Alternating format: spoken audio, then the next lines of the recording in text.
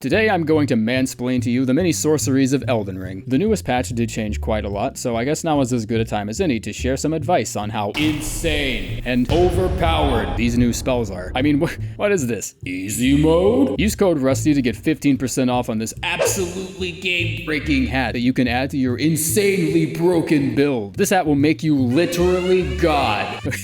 Okay, let's just start. Moonblade can multi-hit on large enemies that don't move around a lot, meaning it can sometimes proc Frostbite in a single use. Strong versus dragons, giants, and anything that's exceptionally poor at hauling ass. If you're super close to an agile enemy, it'll still likely hit them even if they try to dodge it. Really good against big dudes with big shields. This one has piss damage early game, but it's extremely good at tracking and breaking down poise. This can keep enemies away from you while you heal, but it also keeps them still if you're not done bullying them yet. It doesn't take a lot of stamina to cast, meaning you can easily combo it up with other spells without getting fatigued and leaving yourself vulnerable. Just find something else. The damage is nowhere near enough to be effective, and the fact that it drains your HP upon use just makes it worse on all accounts. Unless you're also using Briars of Sin. The casting time is significantly decreased when used in tandem with Punishment, and using the Staff of the Guilty empowers both of these even further. Punishment does have range, but you want to be close to the enemy for both sorceries to take advantage of Sin's casting time. The new patch also gave it more blood buildup, so now is as good a time to use these as any. You know how a cannon works? Aim it at something and watch said thing die. Congratulations, you now know how to use Cannon of Hema. I mean, you're obviously better off using Moonblade, but the Carian Greatsword still has pretty amazing damage for early to mid-game builds. Instead of going after big dudes, use it on swarms of smaller mobs or faster enemies that are vulnerable to being staggered, or just hit shit through walls. You can do that too. Glintblade spells are extremely useful against agile enemies that are constantly dodging or giving chase. You can time another spell or melee attack with when the blades launch to stack on some extra damage. The Carian Piercer deals moderately okay damage at best, but it stuns pretty much anything it hits, so use it to interrupt NPC enemies out of combos or to trip up the rhythm of a particular undefeated female swordstress chilling out in a tree. I know this shit's glitched in PvP, but I couldn't score an invader kill if they wrapped themselves in a bow and suffocated to death under my desk. Putting the Ash of War variant on a shield actually gives you a shitload of parry frames, more so than any regular unaltered shield. I think like 14. And it works on medium shields too. I'm just putting this here so those chasing after dedicated intelligence builds know they can still be a knight if they so choose. It's got incredible damage if you score more than a few hits with it, and that's definitely what it was designed for because it doesn't deflect off walls like a normal sword would. So as long as whatever you're hitting keeps getting stunned, you can just spam this as much as you want. Pair this with a wing sword talisman for extra nastiness. Collapsing Stars is an incredibly versatile spell. It controls enemy positioning, and it can even stun horseback enemies if they try to disengage, but you can also pull annoying ranged enemies off of their high ground or just off a random cliff to their deaths. It has synergy with tons of different spells, so you're going to see me using this a lot in the rest of the video. Combine it with Cerulean Hidden Tear and animate your foes to death. Enough said. The Crystal Barrage, and for that matter any sorcery that involves a tinge of bullet hell, will likely have underwhelming returns in the early game. This sorcery shines versus anything slow enough to not turn around by the time you've emptied your whole FP bar into its asshole, but if you want to use this against a faster enemy, you can make that opening yourself with Rancor and Gravity spells. Crystal Burst is ass. It's like a shotgun that tries to fire in a cone but can only cover certain parts of the cone, and all the pellets forget what they're supposed to be doing after they've traveled like 6 feet. But if an enemy with a long recovery time misses an attack, you can point blank blast their face full and stagger them pretty reliably. Crystal Release is not an ideal spell if you want consistency. It covers more ground when you're elevated, so using the spell on horseback or aiming downwards can increase its utility, but only slightly. The long windup makes you pretty vulnerable, so you need to cast it with a bit of foresight, but if you can manage to get a big dude right underneath it, watching them get shredded is pretty fun.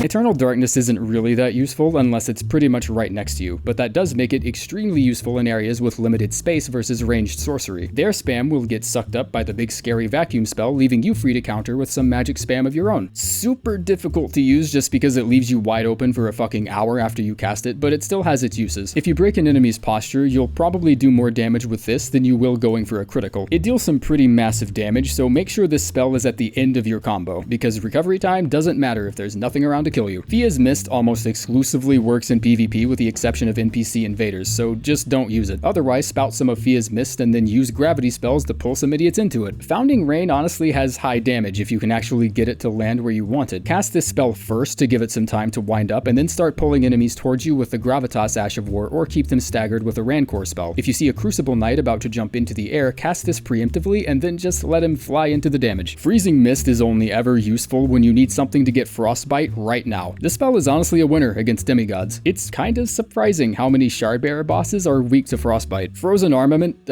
freezes your armament. You can also slap it on an Uji-Katana to take advantage of both Frostbite and Bleed if you feel like being a piece of shit. The Gavel of Hema is first and foremost a posture buster. If an NPC enemy is running at you, you can pretty easily time the spell to hit right when they're in your face. The cast time is much quicker thanks to the new patch, but you can still use Glint Blades to stun them and line them up for a good bonk. I can aptly describe Gelmir's Fury as hot garbage. It's like if throwing a tantrum was a spell. Thankfully, the recent damage and hitbox buffs make it somewhat usable. It's actually a half-decent zoning spell now, so you can go after enemies with a cold affinity weapon and then spray some magma to reset the frostbite and keep proccing. Glintstone Arc travels through enemies, so if you have an angry horde of trash mobs closing in on you, or I guess you need to mow the lawn or something, then this spell should be a go-to. My favorite thing to do is just aggro 10 people at once and then run away and get them all chasing in convenient single file line and then just fire some arcs right down the row. All the damage of a comet shard and all the frost buildup of a moonblade. This sorcery kicks ass if the projectile can actually make it all the way to its goddamn destination. The range on the Ice Crag is pretty mediocre, so get like 3 steps closer to an enemy than you normally would before casting it. Or just bring the party to you with the power of gravity. Glintstone spells are the most straightforward spells in the game. They're projectile attacks that are great for enemies that leave themselves out of melee range. And if an enemy doesn't see you, your first attack will hit for a little extra damage, so aggro an enemy with a charged up Comet Shard to sink in as much early damage as you can. You're never completely immobile when casting these either, so you can use that to your benefit. Godfrey's Icon makes this spell an absolute powerhouse of damage if you charge it. Also really difficult to dodge all the projectiles completely, making it useful in PvP and against NPC enemies. Gravity Well has lots of versatility considering its generous FP usage and decent damage. You can CC mobs off cliffs, into other attacks, and just pull enemies towards all kinds of hazards. If you're in PvP, you can delay the spell by charging it slightly, but not to max to throw off your invader's dodge timing. For the FP it consumes, the damage on this is almost just unfair, honestly. It hovers around for quite a while, so you can play aggressively by luring enemies into it, or go the rogue option and stand far out from a target with Envoy's Crown, launch it off, and then use the downtime to change stabs and equipment. Take a break, eat some lunch, call your family or something. Who gives a shit? Look at all the time you have. The Great Bow can also be charged slightly in PvP duels to throw off the timing of your opponent. It's best to go rogue with this spell because it's more than capable of hitting enemies well out of aggro range before they even see you for extra damage. Arm yourself with damage ups like Lusat Staff, Graven Mass, Magic Shrouding Tear, and Godfrey Icon, and as long as you don't fire half your shit into the floor, you can pretty much delete anything you're aiming at. It's kinda like Crystal Hail from Dark Souls 3, but like 10 times better. Super useful against large enemies with hitboxes that can't possibly dodge all the spam, and slightly less useful, albeit still strong against smaller enemies if you cast it in a closed space. Good against shields.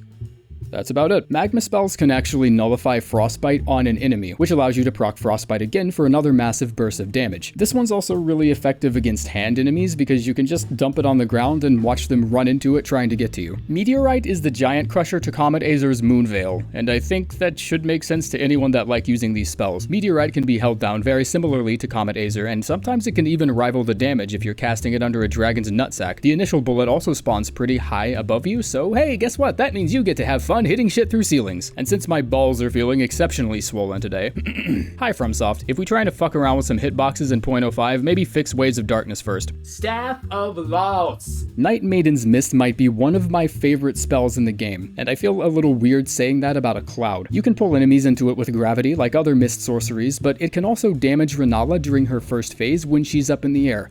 I shouldn't have said that because that shit's gonna get patched now. It's straight up area denial in PvP, and it can chew through Crucible Knight armor like nobody's business. Unfortunately, it doesn't benefit from the Godfrey icon, so you'll be wasting a talisman slot if you decide to use it. Why the fuck would anyone ever use this? Rancor Call is the smaller off-brand bootlegged variant of the ancient Death Rancor. A lot of people may see the piss damage and just assume it's bad, but it actually scales nicely with intelligence in the late game. It follows around whoever you shoot at it for quite a while, so use it to apply pressure to enemies, or to keep the pressure off yourself during certain duo fights. This is the best spell to open with against bosses that begin the fight by walking slowly over to you from the other side of the room. Full Moon and Dark Moon both lower the magic defense of whoever it hits, but it can also proc Frostbite, which lowers defense even more. Attacks with no verticality, like the Crucible Knight's Tail Swipe, you can actually avoid during its charge. For pure casting builds, use this spell on downed or staggered enemies instead of going for a critical, and you'll probably get much more damage out of it. Also, as always, any spell that takes larger than 2 seconds to charge up will inevitably pair nicely with Rancor spells, so check that out too. Great against anything that's big, big. It's got damage, it breaks poise, it doesn't cost a shitload of FP. Just don't stand too close or the 2 rocks on the side will just glide past whatever you're aiming at. Begin the fight with this spell against tree spirits and Erd Tree avatars. If they're unaware of you, they'll just spend a couple seconds sitting in hot lava. You can also dump it on the floor and then use an ash like Gravitas to pull smaller enemies into the blast radius. Against larger targets, the bullet just kinda hovers around them, meaning they're more likely to get hit with a majority of the attack, but you can also just send this through a bunch of weaker mobs and they'll all die pretty quickly. Buffs like this are massive during the early game when you don't have any upgraded weapons. The Demi-Human Staff has the lowest intelligence requirement of all the staves, so pick it up and start milking this spell for all it's worth. Increases magic negation, obviously, but you also get a nice guard boost out of it, giving it a little more utility than just countering magic spam. Anything that's even remotely large, this thing just travels right through, and is a pretty slow projectile, so that means a shitload of damage. My tip for this spell is to simply just don't sleep on it. It's not going to look impressive until you send 5 of these through a dragon's body and just watch the numbers roll up. Hey, another shotgun spell we can add to the pile. Pretty good roll catcher in PvP too, because you can delay it slightly by charging, and the projectiles kind of scatter everywhere, so it's hard to know exactly when to time a dodge. Jesus Christ, 6 projectiles? Good luck dodging all this shit. All the star spells look exactly the same, so in PvP, it's almost impossible to tell whether you're firing 3 or 6 or 12. Aiming it at a dragon's head seems to piss it off, so do that.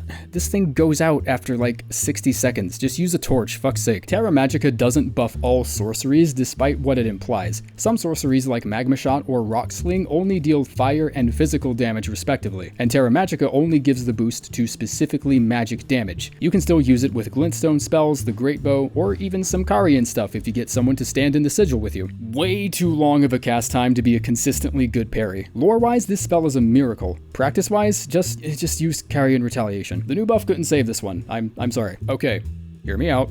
This spell actually isn't terrible, and I'm not just saying that because it got buffed. Hitting things with it just takes a bit of setup. Slow-moving spells like Great Bubble or Rancor almost always stun whatever it hits. Time the summons cast to hit right after the first spell, and hey, look, at least you hit something.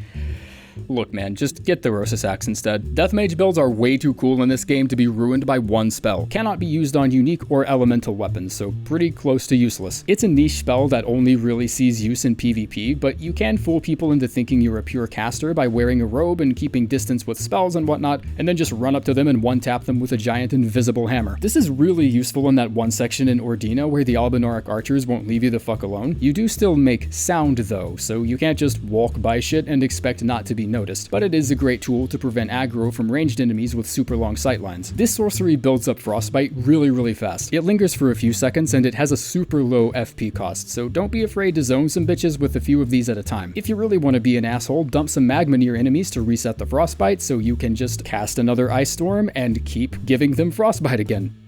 Oh, is that it? Okay, cool. Maybe I'll do a proper outro one day, but not today.